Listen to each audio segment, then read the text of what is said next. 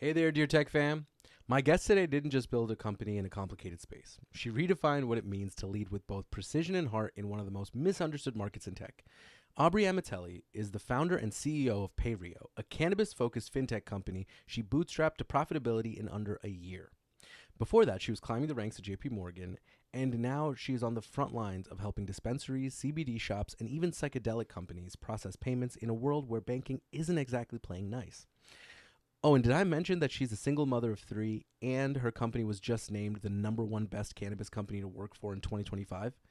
But this episode isn't just about cannabis or fintech, it's about resilience, leadership, and the power of staying grounded when everything's on fire. We talked about how her mental health journey reshaped her approach to leadership and parenting and what it means to build a 100% women led company in 2025. You can find out more about PayRio at payrio.co. That's PAYRIO.co. And follow Aubrey's journey on Instagram at payrio underscore HQ. That's at PAYRIO underscore HQ. Let's get into it.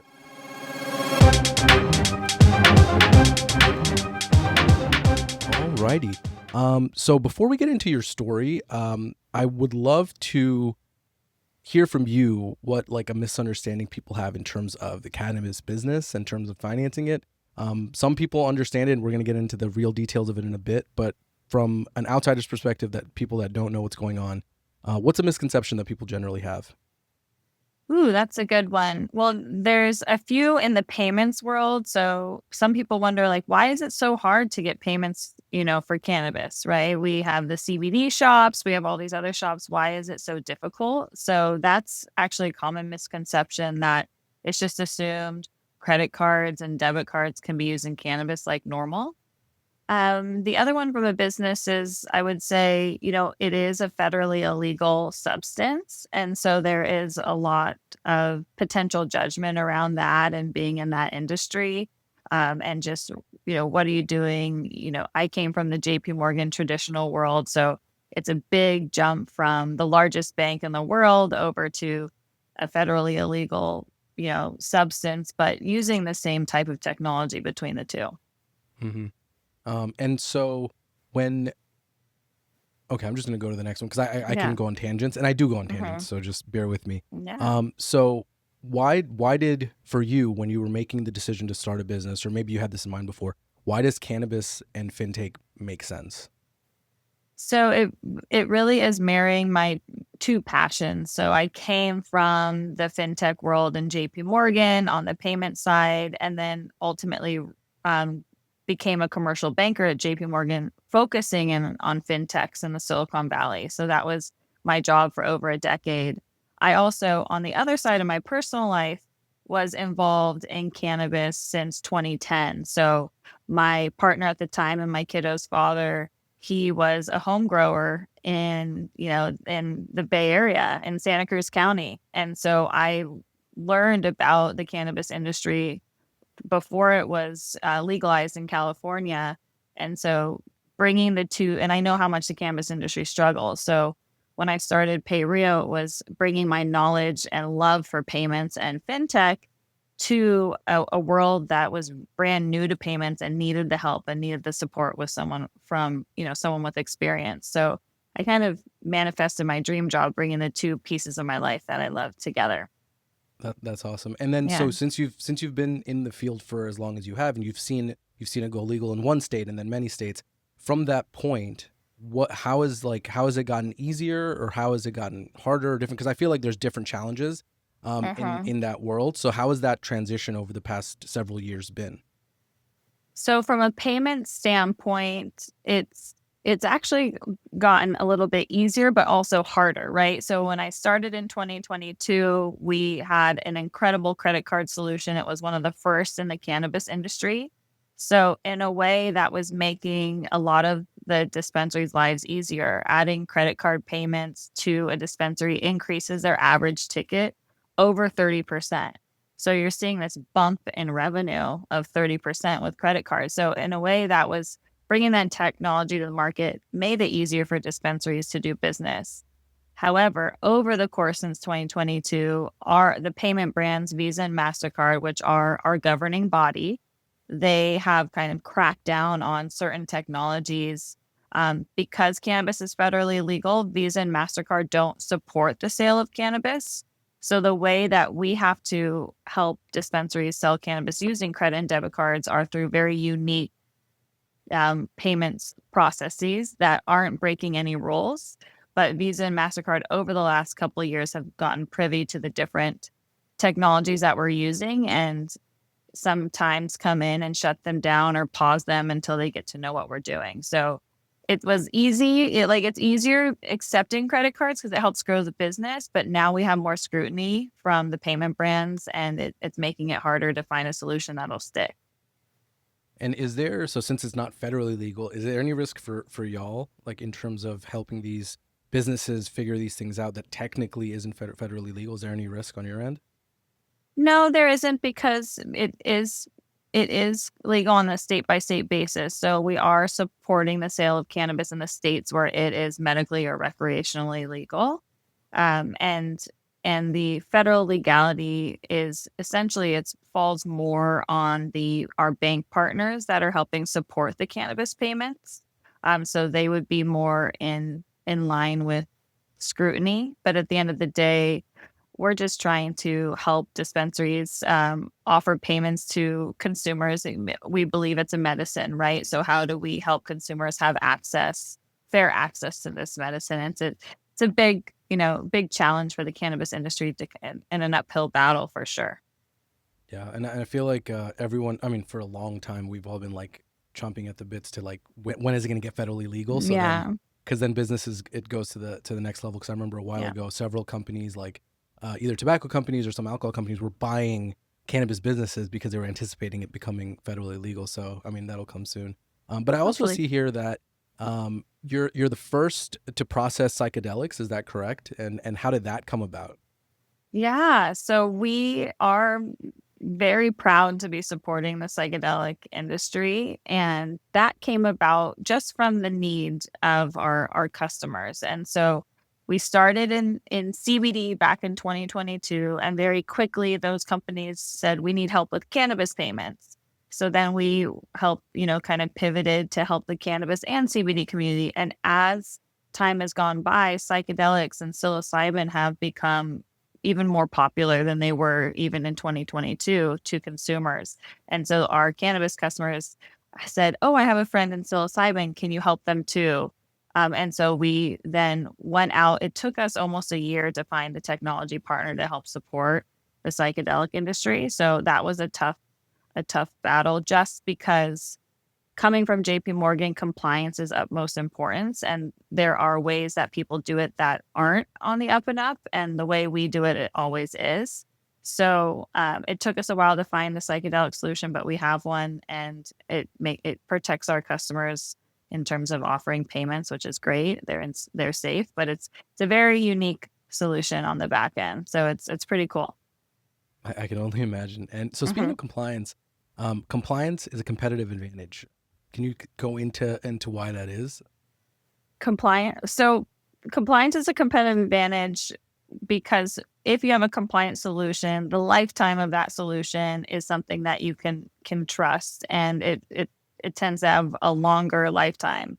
And what I mean by that is the cannabis industry faces a lot of challenges with payments being just shut down, and those are shut down because they're non-compliant in many ways.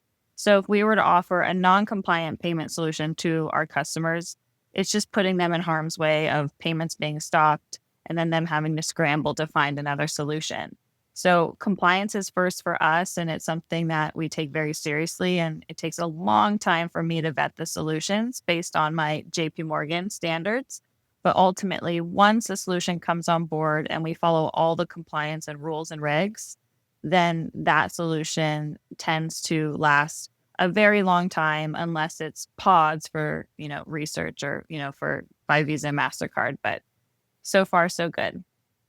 And how often, for a regular cannabis business, how often do you think would you guesstimate that they get shut down, or how often do they have to go find a new pathway? Because I feel like without your services, it's probably fairly often that Yes, you we've have to. had customers come to us who've been shut down half a dozen to a dozen times over the course of their business.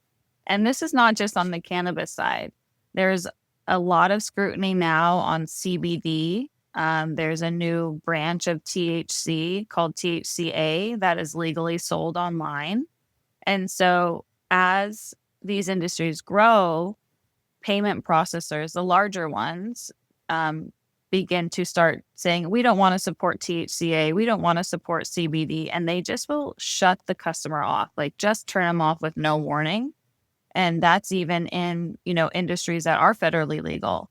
So there's a lot of, it's a very high risk. Alternative medicines in general are very high risk payment solution. And so having the right partners for us is key to keeping our customers live and not having any shutdowns.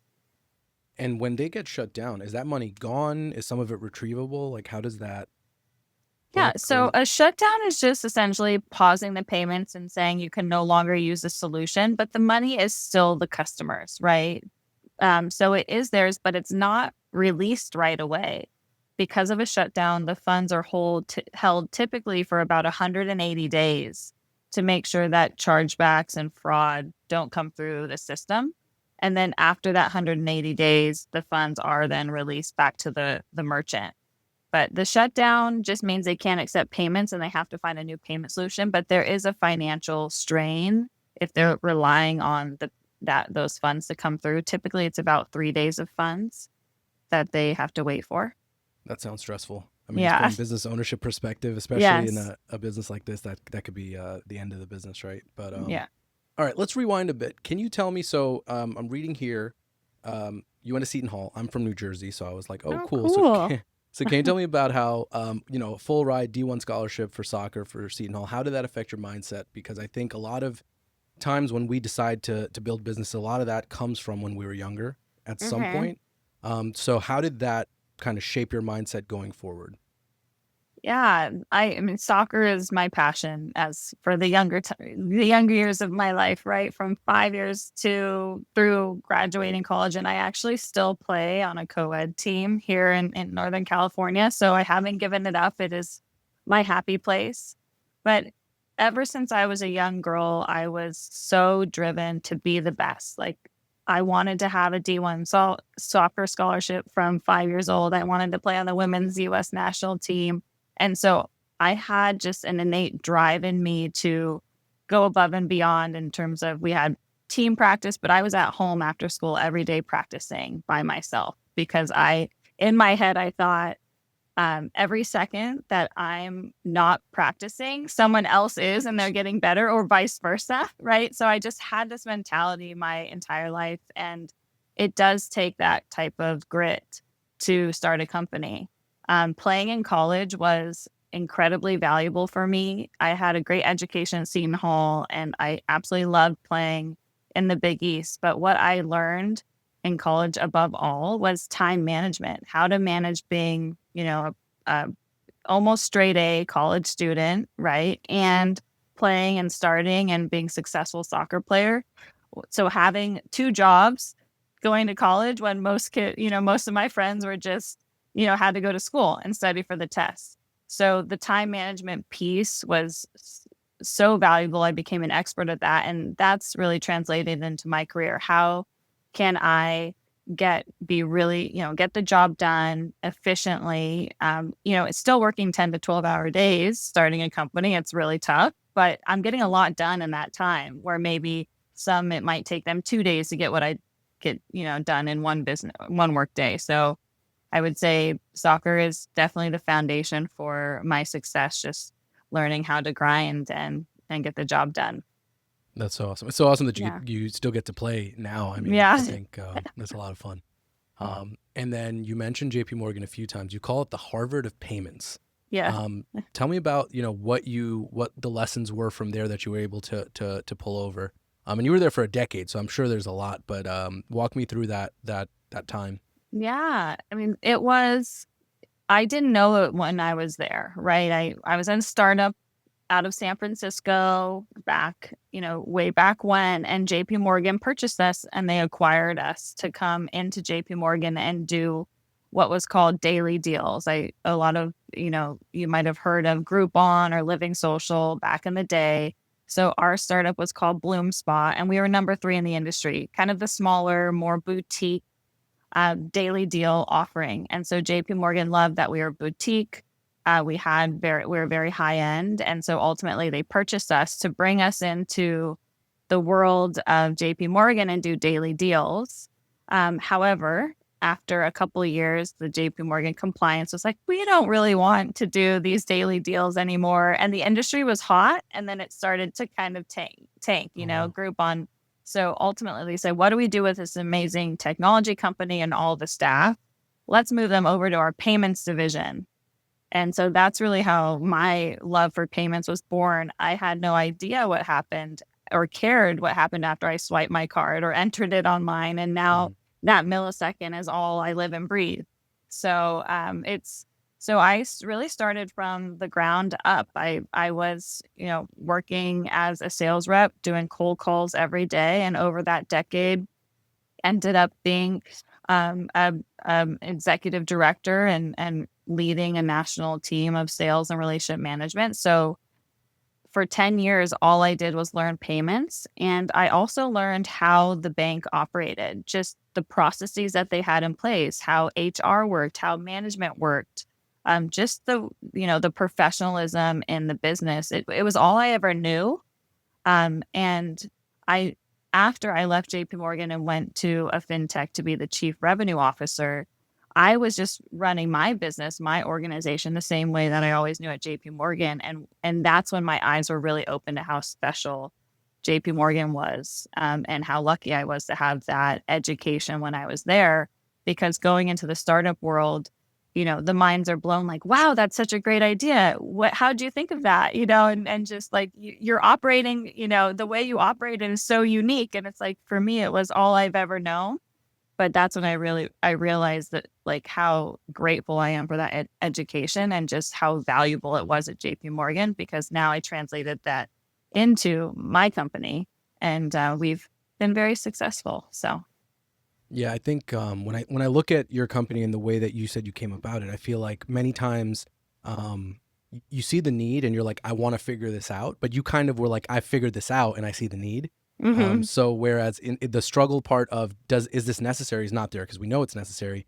Most people spend their time on how do you do it, and you already hmm had that piece, so it worked out really well. And I do want to say, don't you think making cold calls like gave you infinite resilience like later in life? Because I did sales and I did cold calls, and I was like, nothing hurts me. Like there's nothing you can do that's gonna make me like feel shitty because I've been hung up on thousands of thousands. times.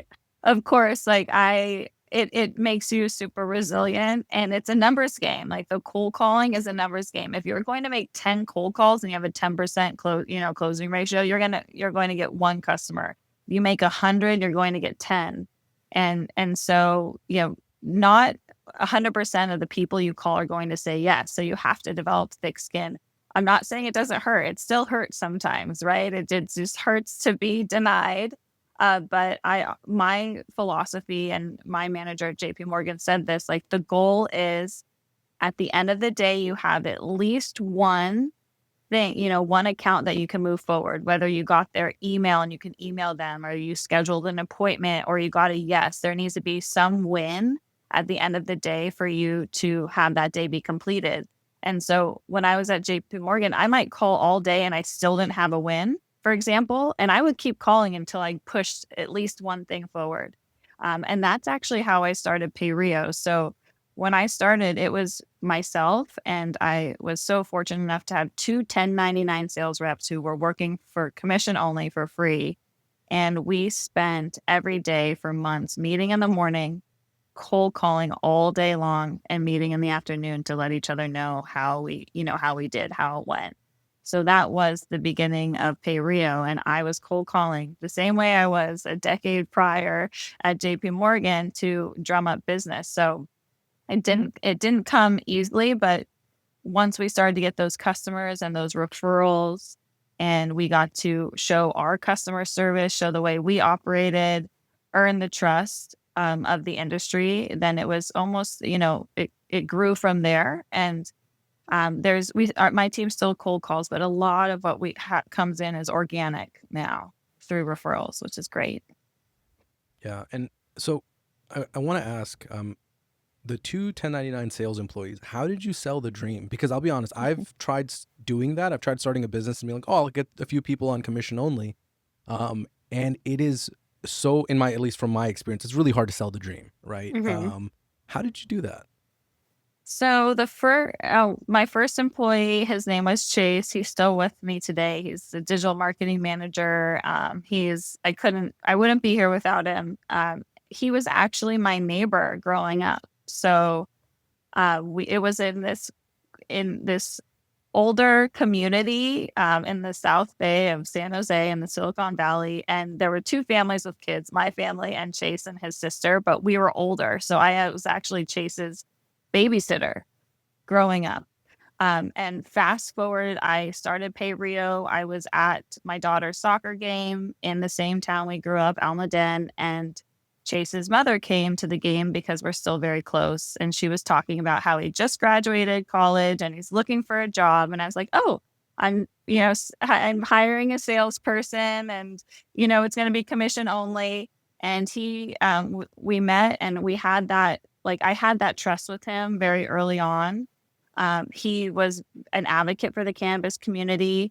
What we were offering for cannabis was the first of its kind. And so there was a lot of revenue potential for the company and for himself. I offered, very high commission structure at the beginning to get it going. And so there was the dream of, blowing up and growing and making a lot of money and also being part of something really cool. And we have grown to, be a really great company and, well known in the industry now. And so that's how I hooked him in and he's still there. And then Amanda, which was my second employee, I just put a posting, opened a network on LinkedIn. She had just been laid off because of reductions from another cannabis company, which happens a lot in the industry.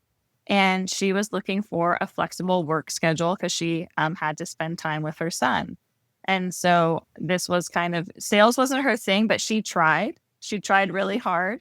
And so after about a quarter, I moved her over to be my head of community, and she was part of the cannabis community. So she helped guide me to be part of the cannabis community, and she would write blogs. And so that was more of a weekly stipend at the time when we could start to afford it. But yeah, it's just, I think being a good person and relating to your staff. My entire company are people that are my best friends from high school or college or referrals from friends in my network. We have a really close community, and I think that helps everyone feel comfortable with their job and the autonomy to really lead their own, world within PayRio. I feel like that's the dream, to like work with people you really like, and it's like it's kind of like going back, not like going to school, but like go to school with all your friends, and when you Yeah. end up going to work, it's not always like that. So it's nice to be able to create that. So can you tell me about that? Because we talked about how it makes sense for it to come together, but like before starting a business, there's always that leap point, right? Like, I'm going to start a business. I'm not going to have a steady paycheck probably for a while. I'm not going to have time management for a while.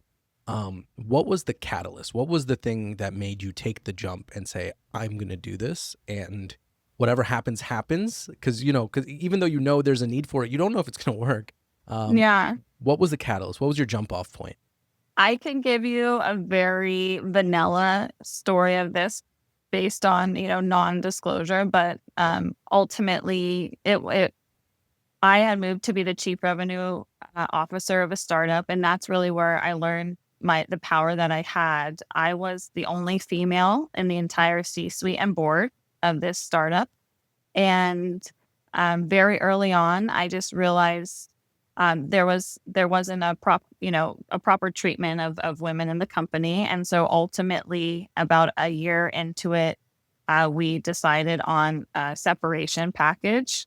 And so I utilized those funds to fund PayRio. At the time of that happening, I really was afraid to work for another company. JP Morgan was incredible. I had a different experience, Although my entire organization was very successful, we hit all our goals. It's just, you learn there's a big difference from an incredible bank to a fast growing startup. And I wanted to, not only was I not ready to work for someone again, but I also wanted to be the change. I wanted to build a company that people loved to work for, that they felt safe at. I wanted to build a company that was primarily female and empowered women to, to be stay-at-home moms and contribute to their family financially by working when their kids were at school. And so I'm very grateful for that, for what happened, the company I worked for after JP Morgan, because without them, I wouldn't be here today. PayRio is completely self-funded through my life savings and that severance to kind of get me through, over across the finish line. And and also I learned how to lead in with adversity. And that gave me the strength to be able to be, that I needed to be able to be a founder, because it's not easy doing running a business all by yourself. It's hard. It's really hard, so I'm very grateful for that part of my journey. But that was the catalyst.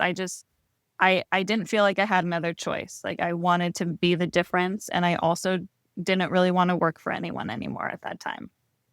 So speaking about being the difference, currently your company is 80% women, 100% of the leadership is women. Mm-hmm. So tell me about, after the point you said you wanted to do it, how did you go about doing it? How did that affect culture? Because, based on everything, so I was going to bring this up a little bit later, but I think you were just voted #1 place to work for Cannabis Business Times. I got to find where I wrote that down, but I did. Yes. So tell me about that.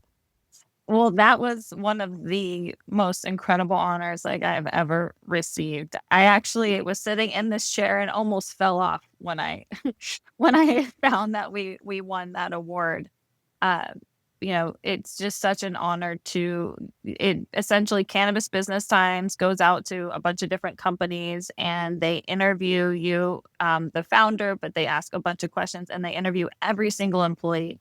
Every single employee does a survey with many questions that are anonymous, and based on our benefits, like the being 80% women, all of the aspects of the company, then they name the businesses that win, which is a small amount, and we were listed #1. So I'm so proud of that, because PayRio is an extension of me, and you can probably tell, like, I lead with my heart, and I want to make sure everyone feels safe and happy within the company, and we provide the opportunities that everyone needs to be successful. But that was such an honor, and I'm thankful for everyone on my team, because they're all amazing. Yeah, no, it speaks to it that you said you went into it with the goal of having a team that felt safe, that felt good about coming into work, and then you were recognized for exactly that, right? It's not just that, hey, this is a great business. You got acknowledged for that one thing, which is wonderful. And so you mentioned a little bit about this just before I asked my last question. You bootstrap PayRio, so bootstrapping means no venture, right? This was all no venture. So, and you were profitable in under a year. That is almost unheard of. That's very, very strong, very aggressive, very awesome. How'd you pull it off? Well, we kind of know where that part started, but how did you pull off being profitable in a year, and then keep it up? Because a lot of times, another thing that happens in businesses, especially startups, you take off, your name gets out in the market, you make a bunch of money year one, and then maybe not hear any more about the company after that. So, talk to me about that run to profitability. So, the way that I started, because I didn't have a ton of finances to, put into it, and I didn't want to give up a part of my company. Based on the experience I mentioned before, I wanted to be 100% owner, because I didn't want others, to make decisions into kind of what is going to provide for me and my children and my future employees. So the starting out with 1099 sales only, and me being a salesperson and everything else within the company, HR, accounting, finance, marketing, like everything, that was yours truly. And I didn't pay myself for a while. So that helped with profitability, because it was essentially everything that came in from a sales side, a large chunk was going to the sales team, but the rest was being invested back into the company for growth. And so our expenses were ultra low and still are very, very low. We have grassroots marketing. We have SEO. We don't do PR. A lot of it is word of mouth. So I attribute the profitability to keeping expenses low. Making the right hires is a very important one too. Making sure that who I'm bringing on board is going to give me that ROI that we need to be successful. But the 1099 sales person idea, I would recommend it to any startup founder if they can swing it. It takes for slower growth. We have our first year we were profitable, but our revenues were smaller, but now if you kind of keep to your mission and stay on that steady pace, the growth is now exponential, and I'm able to keep the cost low along the way. So yeah. No, I mean, I will say if you can swing the 1099 sales, it's great, but you have to be able to sell the dream. So it's it's just that sometimes, and I'm again with your business, the money was kind of in front of you. You could see that like this is going to happen. Yes. But yeah, selling that dream, that's where the magic is. So you mentioned hiring, right? Hiring is probably one of the hardest, and I used to be a recruiter, or I am a recruiter. So for me, hiring is always top of mind. But as a startup founder, hiring is tough especially because startups are smaller. You hire the wrong person and the whole thing becomes toxic, potentially, right? Yep. So tell me about, not just about hiring, but like what were some things that when you look back, you wish you knew, some lessons about hiring and something you'd maybe to tell new founders like, hey, watch out for XYZ when you're trying to hire a team as a founder? Okay. So I was very timid on hiring people that I didn't know initially because Mhm. I felt as if, I knew my neighbor, Amanda, who I didn't know, but she was in the industry, very ingrained, had tons of recommendations, and became one of my best friends. And then as I grew, it was bringing on my friends from high school or my college best friend, so I knew that those individuals and had my back, had the same passion, and I could trust that they weren't going to take advantage of the company because every dollar counted. So those were easy hires because I knew them, and I haven't hired all of my friends because I know which ones will be like successful, right? So, like I'm also picky within that friend group. And then it would be like second tier, hires where, hey, this is someone I know from college, or I've worked with this person in the past. And majority of those have been successful. However, there have been some that aren't. And for me, starting with a 1099 route, now I'm able to have W-2 employees, salary employees. I have made a few missteps and tripped a few times in hiring a salary employee right off the bat because I knew them or I'd worked with them before. And so my advice back to myself would be to do like a temporary 90-day, like before I get to salary, especially just being a self-funded company. Sure. So paying them the same salary, but more on a 1099 basis, like a contractor basis. And then after that 90-day evaluation, earning the role to be salary. That way, you're not locked in with someone longer than you should be, or wanting to make it work because they're on salary employee. And the way that I've had to let people go in the past or mutually part, I do it very fair. Like I do it the JP Morgan way, right? It's like a 90-day performance plan with fair, it's so fair that I want to make sure that when we part, we both feel good about it, right? Like they would know they also aren't leaving saying she just pulled the rug out from under me or she just fired me. It's a mutual, like we're working together to help make the individual successful. But if it's just not working out, they get to see it too, even though I might have seen it earlier on. So for me, it's just been more 1099, and even in the salary position, start out as contractors and have them earn that job. If salary would probably be my Hmm. my advice. Yeah, a lot of people, a lot of like founders say that in the beginning it's definitely safer that way. But I also see like it really seems like you're so conscientious about the way you're building your team and the fact that you care about how you fire people. And again, that's a good thing. But most people don't really think about it. Like, all right, we need to get rid of someone, we get rid of someone. But you being able to be like, well, I'll give them a 90-day option, especially in a startup. That's not always. Sometimes it's really tough because startups are fast, right? You're working really fast, so it's really cool to see that. Um, all right, so I want to get into. This is an interesting question for me, but you tell me if you want to get into it or get in Okay. as deep as you want to get into it. Um, so you've mentioned you have 3 kids. You're a single mom, Mhm. and you're a founder. Those are two more than full time jobs, right? Both Mhm. of those jobs are described as more than full time. Can you tell me about one of your hardest days as a founder and a single mom, and like what you did to stay grounded and then get beyond that day, and then the next Mm. day and then the next day. Yeah, I could name it. It was our primary processing platform was shut down unexpectedly by Visa and MasterCard. Although compliant, they're allowed to do that, right? They're allowed to tell the bank, you need to stop. And then we could fight it, but fighting it would take months and months and months, right? But this was completely unexpected, out of the blue.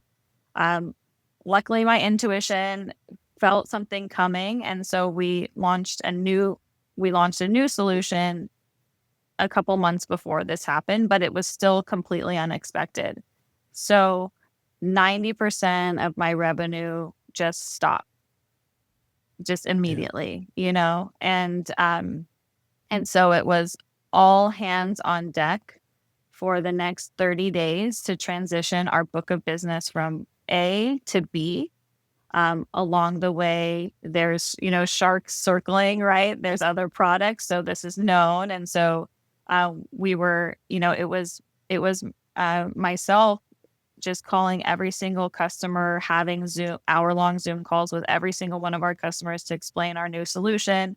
Then we had onboard. I was really working 20 hours a day for a month to get this transition. I mean, no joke. My kids and I sit at the dinner table every night. We have an au pair from Colombia. She's like family now. She's been with us for 4 years. So I wouldn't be able to do all of this without her being at home and helping with the kids. But when we sit at the dinner table, I let them know what was happening. I showed my emotion and said, Mommy's going to need to work more than I ever have, and that you've seen me so we can get this taken care of, with tears in my eyes. I just ask for support for them, but they're resilient. And I think it's powerful to be able to share with your kids and for them to be able to see the struggles. It's not all roses and rainbows and butterflies.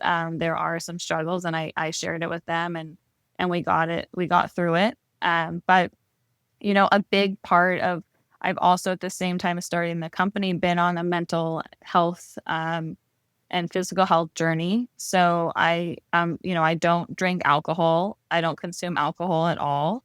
I started my company. I'm a big advocate of microdosing psilocybin. I don't do that anymore, but when I started the company, that really kind of helped with my creative juices. And so not having kind of any distractions from alcohol or anything like that in my life, but just be really focusing in on my 3 pillars, which I say are my kids, my mental and physical health, and my company, keeps me grounded to not have those external, whatever, like distractions. Hmm.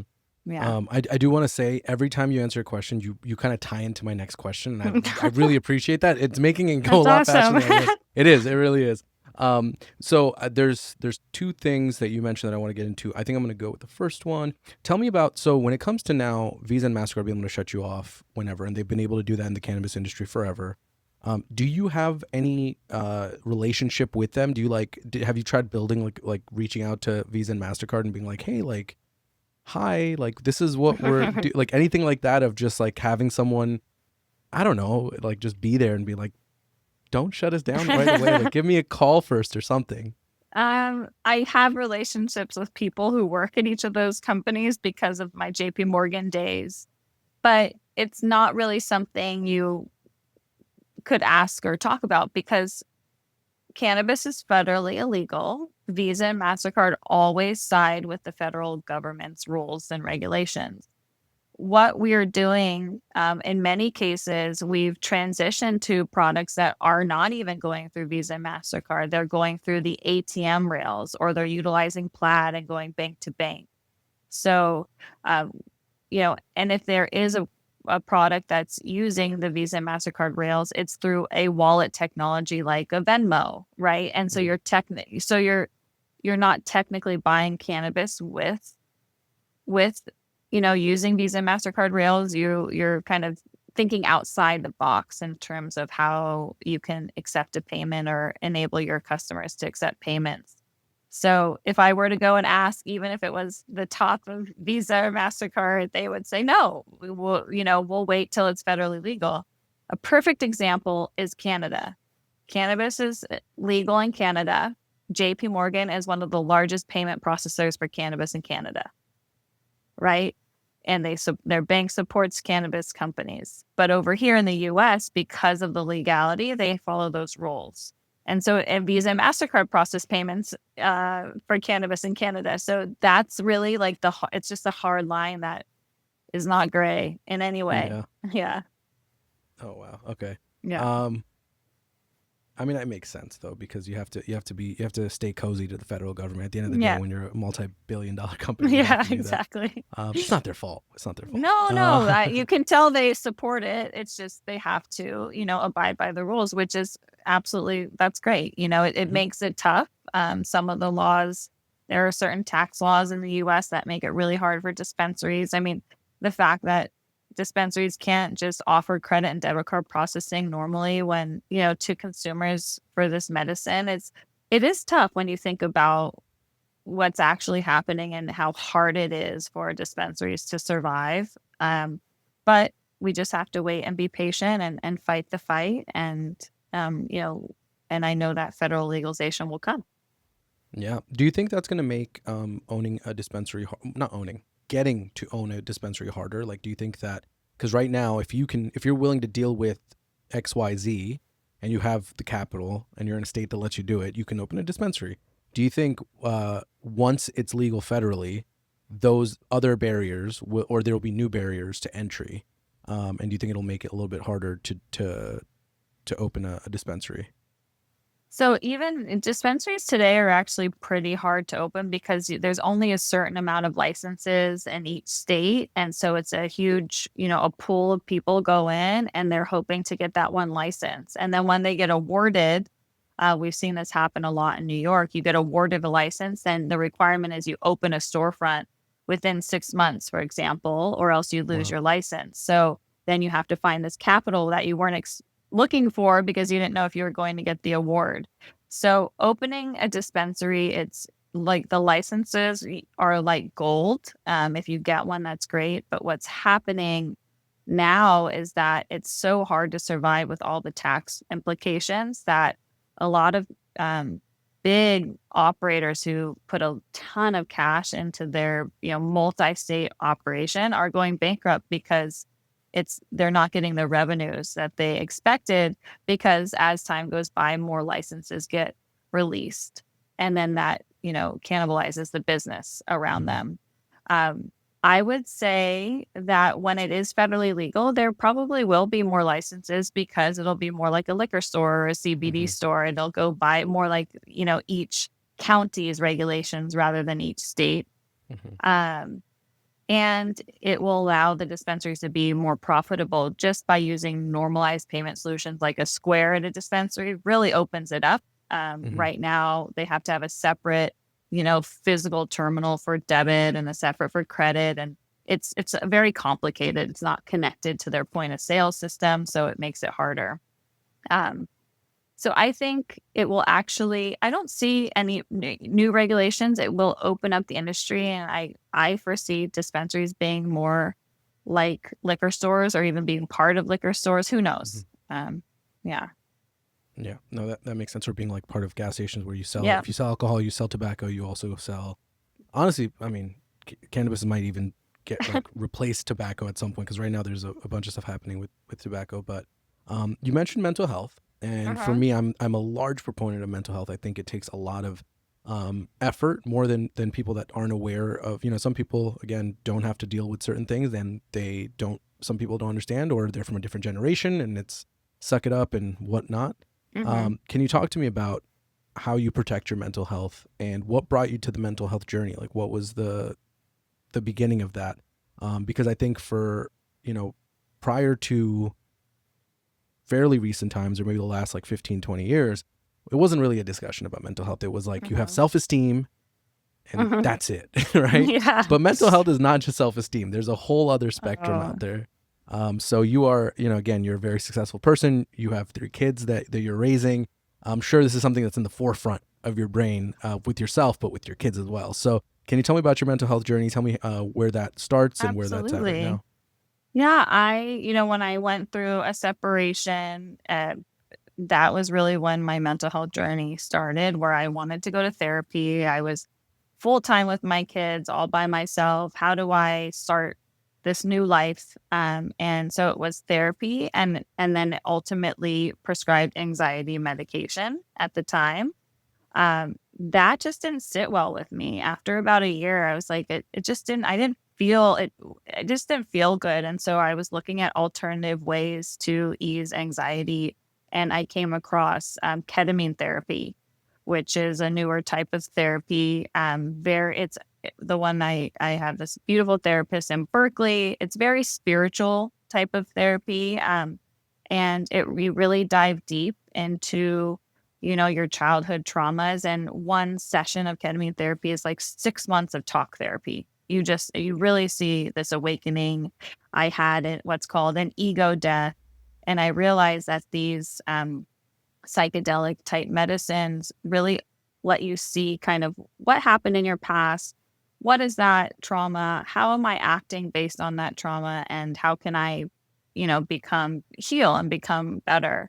In one of my ketamine therapy sessions, I realized that when I had this ego death, that, no matter what, if something were to happen to me today, my kids would be fine. They would continue to live their life with that pain, and I wouldn't have control over it anymore. So why am I trying to control their life now when I realize that all I can control is my happiness? And if I am a happy, healthy mom, then that is going to be the best mother I could possibly be to my kids, not making sure they're doing their homework and, being on top of them. Let them live their lives, but be a happy, healthy mom. And they're going to live, that's going to empower them to live happier, healthier lives rather than having an anxious mom or, all of these things.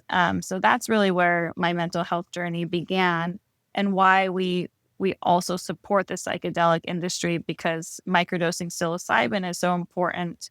I just went on an ayahuasca retreat, which was incredible, life changing. So I'm open to the natural medicines for mental health and therapy and sound baths and yoga and all of that because Western medicine in terms of that uh, never really worked for me. Yeah, actually, I have a friend. He doesn't like the term shaman, but he a few years ago tried I think it's psilocybin for the first time, and then he's been the first person to administer it to like his entire friend group and like family, and just changing it changed many people's lives. And he's like, it's just crazy how much like you don't know what you don't know, and I feel like that kind of shines a light on that, which is Mhm. very. I mean, outside of that, it's impossible to not know what you don't know, right? Like that's Yeah. the whole point of it. Hmm. So I think that's really cool. And so speaking about, what you said about how the way that you're a mom and you don't need to be, you know, about every second of every minute of their day or be right behind them and whatnot. Is that how you approach leadership? Because I feel like good leaders are like that, right? You kind of show the destination and then you let your team figure it out, right? As long as you trust them and you're there to catch them when they fall. So can you talk to me about that parallel? Yeah, it is very, very similar. I think it took me a little bit longer to release the control as a leader. I've never been micromanaging at all. That's never been my style. But when starting a company, I did want to make sure the branding was perfect, the voice was, perfect. Then, our pitches with customers were like, I had so much knowledge of payments that I wanted to be on every pitch, right? I wanted to be there speaking to all of our new customers. So I did have a very close grasp on what was happening for the first couple of years of PayRio, and I still do, but I have began to also release that control. I hired a sales leader. Now she's running all of the meetings with my reps, and my reps have autonomy. Everyone has now autonomy to build their portion of the business the way that they see fit. And of course, we talk about it and collaborate. And I want to hear everyone's opinions, and I might agree or I might not agree, but in like a kind way, right? And we talk through it together. But yes, like, especially after my ayahuasca retreat recently, I have even released more control. And that is so empowering for my employees. They now see that. And I told them, like, of the ayahuasca retreat and what I learned, and that I'm releasing control. And now it's enabling and empowering them to grow as professionals, where I might have been holding back a little. Now they're growing and owning it even more. So, yes, I think I do. There is quite a parallel in terms of the way I mother and the way I lead my team. It's all I know, right? You pull from what you know. So I know how to be a mom leading a family, and I've used a lot of that to be a leader in my company. Yeah, and honestly, that award of being the best place to work, I think that doubles down on that you're doing exactly what people would want a leader to do, which is incredible. All right, so looking back at the beginning of PayRio, what would you do anything differently? I mean, I'm sure there's things, but like in terms of like an overall thought process. No, we faced a lot of challenges. 2024 was a very hard year, and I saw Mark Zuckerberg speak actually live at the Acquired. It was Acquired podcast. They did a live showing at the Chase Center, and Mark Zuckerberg and the CEO of NVIDIA were there, and Spotify too. They brought out all the big dogs, but they said something in that live podcast that has stuck with me ever since. And they asked Mark if he would have ever started Meta if he had known what he knows now. Would he have ever, even though he's a billionaire and, one of the most successful CEOs, would he have started it knowing what he would have go through to get to this point? And he and the CEO of NVIDIA both said no, absolutely not. They would never have started the company.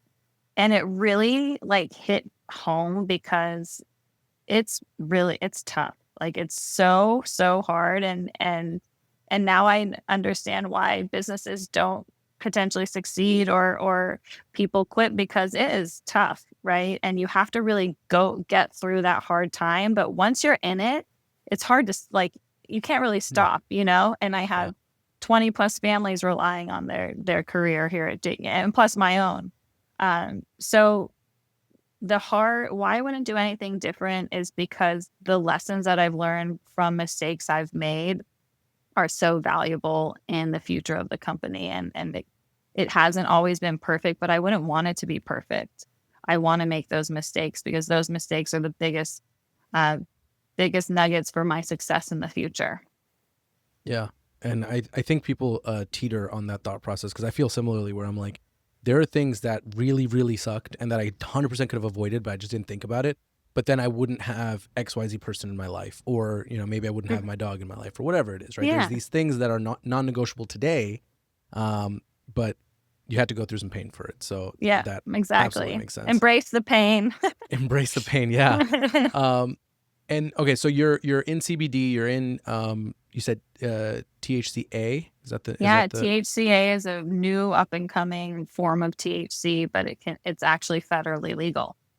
That's interesting. So now, is that federally legal, like for sure forever, or is that also on the? And do you have a different solution for when they're selling that to make it a little bit easier? We do, yeah. So there's THC, which is essentially cannabis, which is above what's called 0.3% THC. So a cannabis flower always has above 0.3%. You might see 20, 30% on the jar.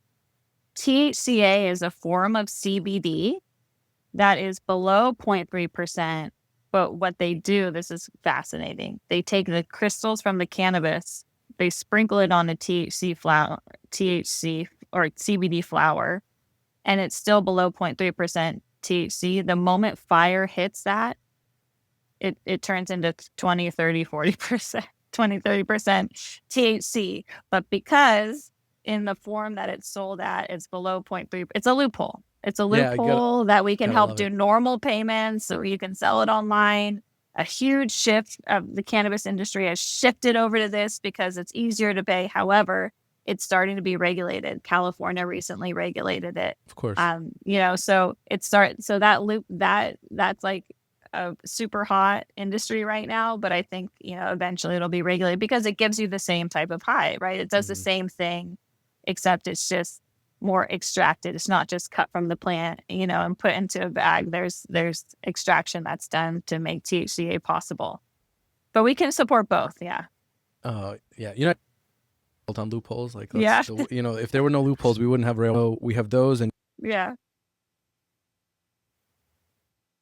of course, you said you got into the psychedelics. Mhm. Any other industries y'all are in right Yeah. now? A huge industry that has been popping up for us is peptides. So peptides have recently been regulated by the federal government as well. So Visa and MasterCard are not supporting the sale of peptides to B2C peptides to consumers. They support B2B peptides for research purposes Sure. only.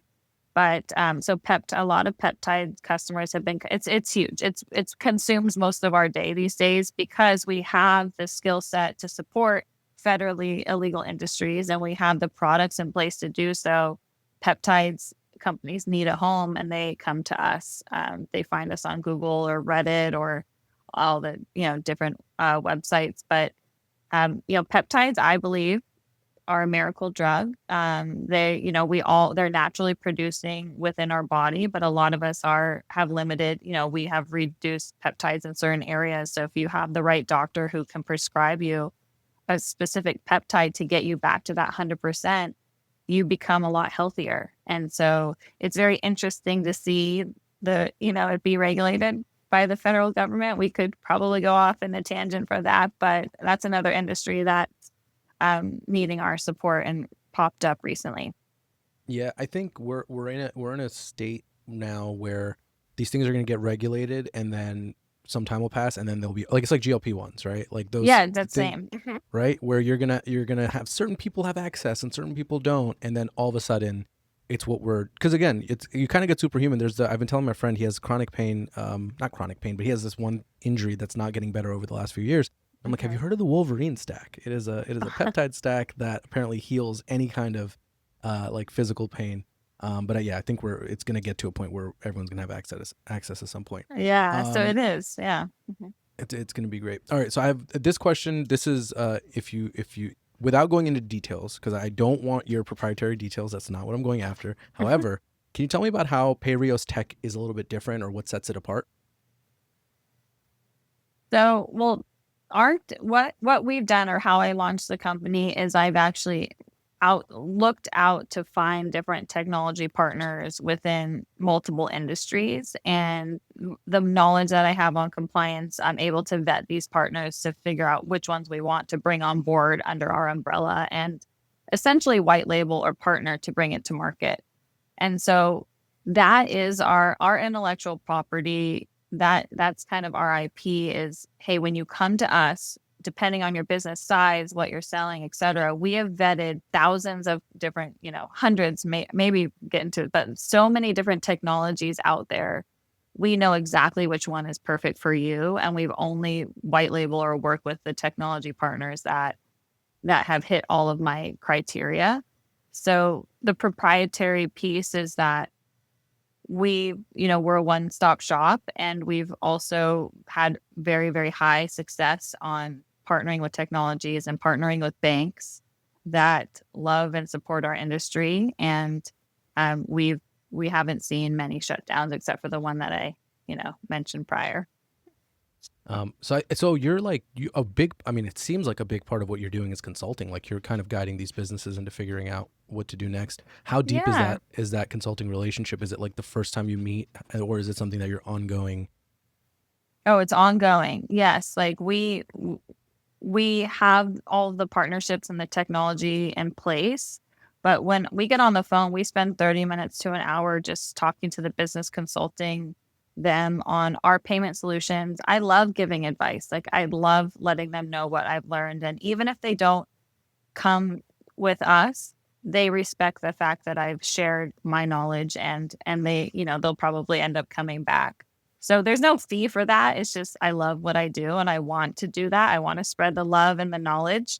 And so yeah, you're right. That's a big part of what we do is consulting. Some people say we're kind of like a marketing agency, marketing different technologies, but our relationship with these companies are direct, right? Where they don't have a sales team. We are their sales team and we have that deeply ingrained partnership. Being self-funded, I couldn't, I just didn't have the resources to build it on my own. And now that I'm, in the industry as ingrained as we are, it's very, very expensive to build your own tech, but also ultra risky and for about 10 basis point different in revenue. So, the weighing the pros and cons of being a single mom, it's do I want to put myself at, in that way of like ultra risk, or do I like where we are at and might lose out on 10 basis points of revenue? That's fine for me at this point. Yeah, no, Yeah. for sure. I think peace of mind is the most important thing, and I Mm-hmm. think also being able to connect different parts. I think many of the greatest entrepreneurs we've seen, that's what they've done, right? It's not always about, building the thing. Sometimes it's just about being able to connect the dots. Also, if you've heard my dog barking at any point, I'm sorry. He's usually fine, but he's been barking here Oh, and there. I Um, hear him. He's like, he wants your taste. He's cute. He a little sounds, bit. So yeah. he's usually fine. Like he just sleeps and hangs out. But I don't know. Maybe it's my body language because like when he sees me like lean forward, he thinks like we're about to go somewhere. So he's like right under my So desk. I can't say the WALK word. Oh please no. Oh my, I can't say.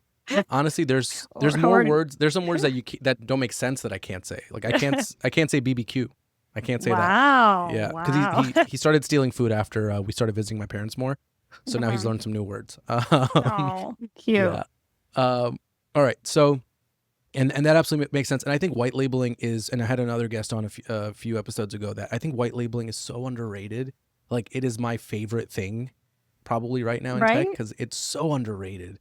And more people need to get into that. All right. Before I get into so my wrap up takes a little bit more time than normal wrap Okay. ups. I go through a few things. Before I do that, I do Okay. want to get into the NCIA.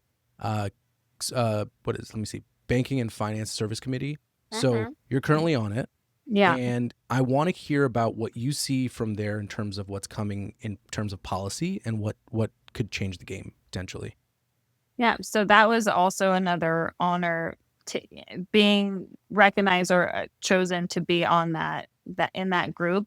Coming from the traditional banking platform, that's where I feel like I fit in most, working with other bankers and other in that committee and other payment processing companies and being able to share my knowledge. So that is such an honor. We meet once a month. We're creating blogs. A lot of the group I can't make it are going to DC for lobby day pretty soon here. But from a payment side of the house, we are just waiting for federal legalization. A lot of what's happening on the policy side it's called 280E. It's a tax bill where you can't essentially deduct. You can't if you're selling goods and services that have THC in them and dispensary. Those are not tax write-offs. Like you can't write that off, and so it's causing the margins like it's just so expensive for a dispensary to operate because of 280E. So that is one of the biggest pieces that they're going out is how do we eliminate 280E so that dispensaries don't feel like they're being suffocated and can breathe a little, and that will really change the game. So that's a big one. I mean, the thing is cannabis is federally legal, but cities and states are making a ton of money on the taxes that are coming from dispensaries and all the volume that's going through. So it's kind of like this double-edged sword, and how they don't want to reduce those taxes because it's going to take a lot away from the city. So it's really tough. So that's the big one. And of course, decriminalization. There's a lot of prisoners still in prison for cannabis right now, life sentences for having an eighth in their pocket. Yeah. And so we are actually helping. We partner with the Last Prisoner Project, which is a really amazing organization where you can write letters to inmates, help them feel like they're being thought of, and just advocating for the policy to change and letting those inmates out for nonviolent crimes. So, but part of policy, I'm just there to support on the payment side, but we have to really wait till a lot of other pieces happen before I can get in there and really, help grow on that front. That's huge. I think, I think, it's about, I mean, we've been saying it's about time for over a decade now at this point. Everyone's like, legalize it. But now I think people see the light, especially since honestly, I didn't know that. So I moved back to the Northeast a few years ago, and I didn't know New York had legalized. And I think we were at Times Square somewhere. And I see someone there, selling marijuana, and I was freaking out, and I was like, what's going on? And then I see a cop, and I'm like, what's going on? My friend's like, it's legal, just calm down. So I think, well, I New don't think York's, that's legal. You have to be no, at the they had dispensary. they had a no, they had okay. they had a permit for, because literally cops were there, and apparently in New York they're able to do that. So because they maybe have a dispensary somewhere like close to them, and they're selling. Yeah, I think it's, I forget what there's a loophole, which we just talked about. Loopholes are great. There's a loophole. Yeah, loophole. Interesting. Because literally there was cops like chatting with the guy. It was like there's a whole thing. Interesting. I was losing my mind because I was I saw that in Austin too, or not Austin.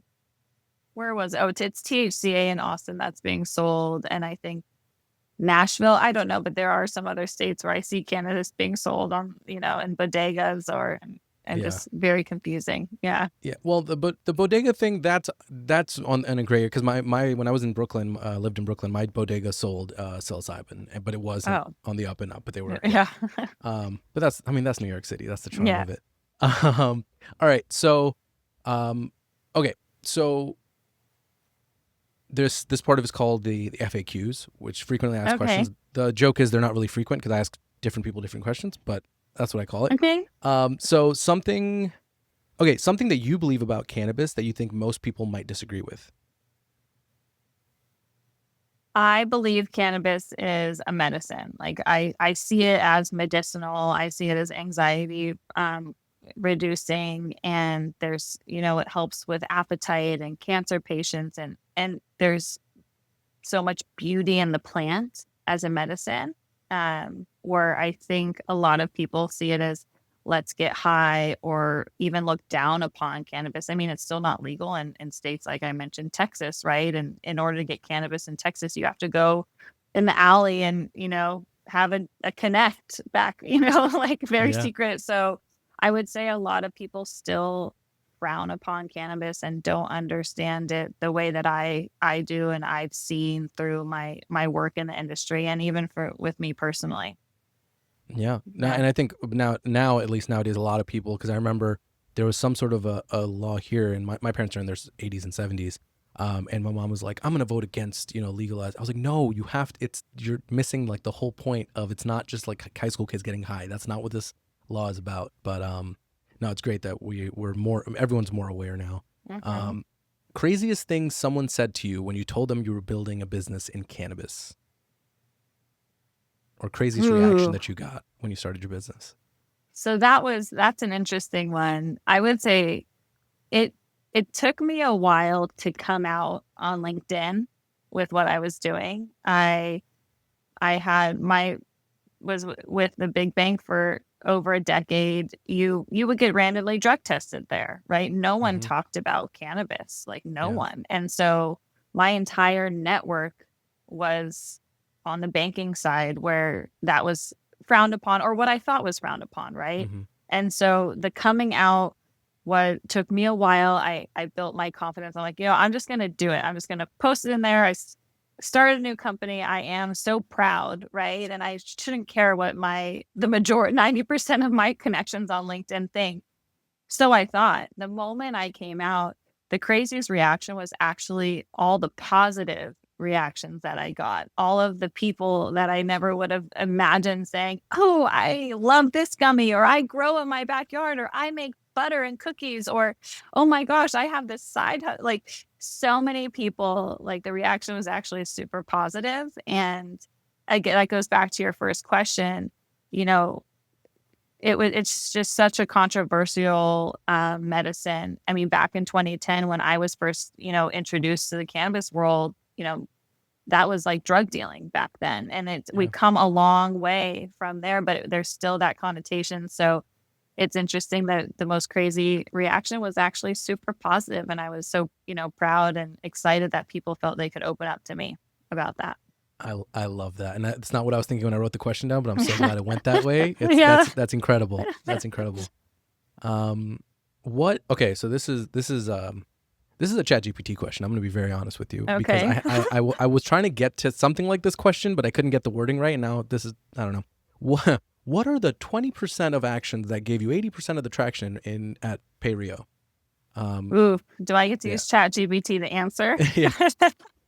Well, so what I I'm wrote just down kidding. was, I'm just saying, because I wrote down like a paragraph, like, what was the couple of things that you did to get you most of the results? But that's Yeah, what ChatGPT gave me. I would say I show up like as my authentic self. And we've stayed true to our mission. It's funny looking back at the investor deck that I made before I started the company, and so much has changed. Like so much has grown through what the industry needs and our customers need. And we've expanded beyond kind of this narrow investor deck that I created. But what stayed grounded was our passion for our customers, our passion for the community, and that I wanted to empower stay-at-home moms so much to be able to contribute to their family and have a female-owned business. So that authenticity that we bring to the table and that I bring to my team,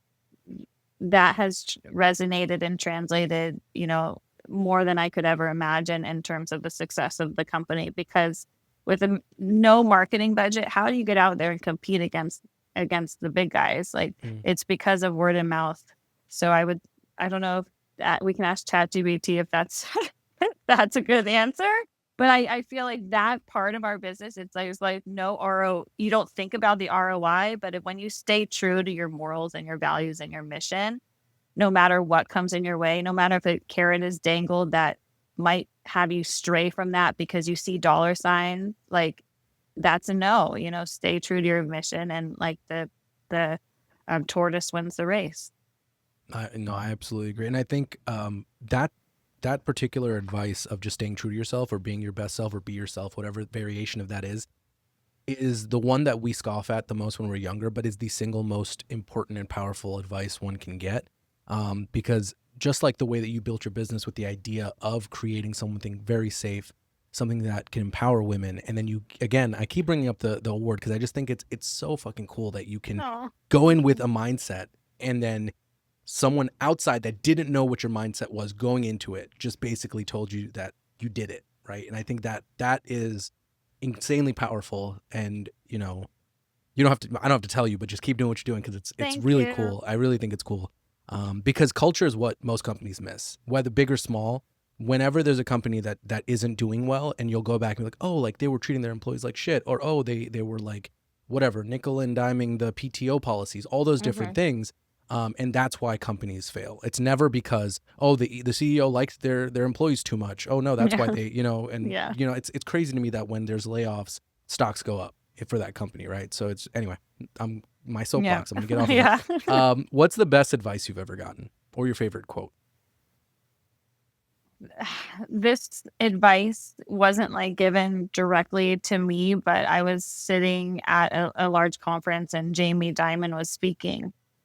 And he was talking about his daughters. And he said that time had passed and his daughters had grown, and he was sitting down with them and he apologized. He apologized to them for being gone so much, for working so much. I mean, he's one of the most world-renowned CEOs of all time, right? And he's apologizing to his daughters. I wish I was there for you more. And his daughters looked at him and said, "What are you talking about, Dad? You were always there. You were always present. You were at every game you could make, no matter your schedule." And so he looked to the crowd and he said, like, as a parent, even if you're working full-time, working or traveling, when you are with your kids, to be present and not have the phone out and go to every game and look that, be there for dinner. And that's what they're going to remember. They're not going to remember that you went to this business trip or you had a 1 month of 20-hour days. They're going to remember that you were real with them and spent time with them and played with them and just had that quality time. So that has stuck with me ever since. I love it. I love that. What's the best investment you ever made? The first thing that pops into my head is into myself, like investing in myself. I think as a single mom and a full-time working mom, there's a lot of guilt. There's a lot of mom guilt and being away.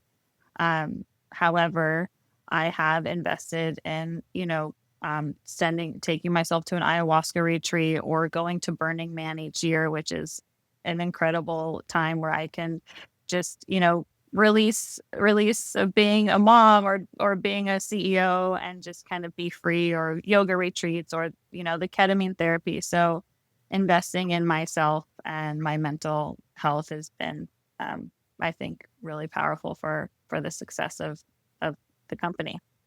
I love that. Yeah, you can't show up for others if you don't show up for yourself, right? So what is the best thing you've ever been gifted? So it took me a while to think about it, but my first job out of college was with Chrysler Corporation.